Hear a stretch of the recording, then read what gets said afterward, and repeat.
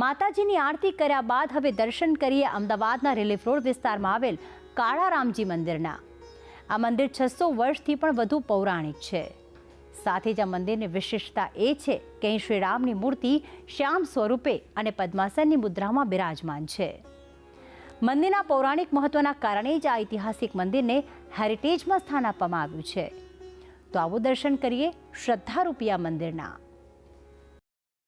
મર્યાદા પુરુષોત્તમ શ્રી રામને કહેવાય છે અધર્મની સામે ધર્મના સ્થાપક, જેણે અહંકારી રાવણનો વધ કર્યો. તો આજે આપણે દર્શન કરાવીશું શ્રી રામના એક અતિ પ્રાચીન મંદિરના, કે જ્યાં પ્રભુના અનન્ય રૂપના દર્શન થાય છે.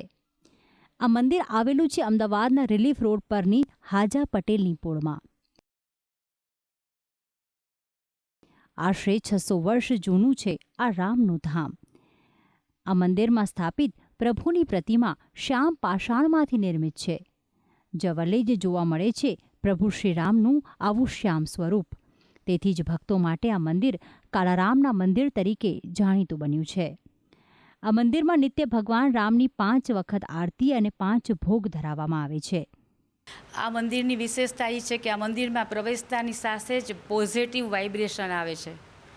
આ મંદિરની જે મૂર્તિ છે એ પેશવાઈ વખતની છે, એટલે જ્યારે ભારતમાં અંગ્રેજો આવ્યા એની પહેલાં પેશવાઈ શાસન હતું ત્યારની આ મૂર્તિ છે અને પદ્માસનમાં સ્થિત છે.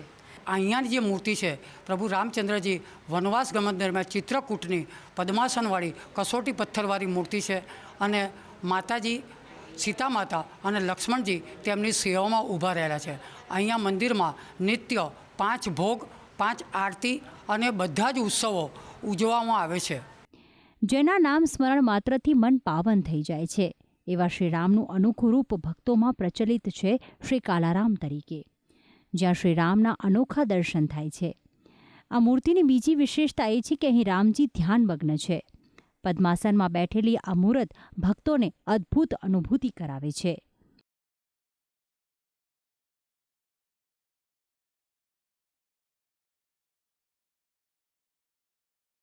જ્યારે કે રામજીની આજુબાજુ એક તરફ ભાઈ લક્ષ્મણ અને બીજી તરફ માતા સીતા બિરાજમાન છે.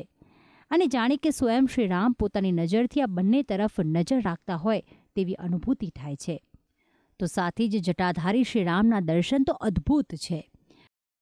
અહીંયા રોજબરોજ અને જુદા જુદા તહેવારોમાં ભગવાનના જે શણગાર થાય છે રામજીના, સીતાજીના અને લક્ષ્મણજીના, એ એટલા અદ્ભુત હોય છે કે આપણને એમ થાય કે બસ ભગવાન પાસે ઊભા જ રહીએ.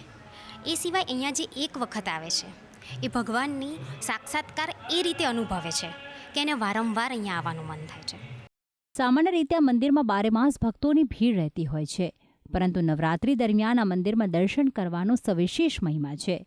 કારણ કે આ મંદિરમાં નવરાત્રિ દરમિયાન શ્રી રામે 10 દિવસ સુધી રાવણ સાથે યુદ્ધ કરવા જે સવારીનો ઉપયોગ કર્યો હતો તેની પ્રતિકૃતિ મૂકવામાં આવે છે.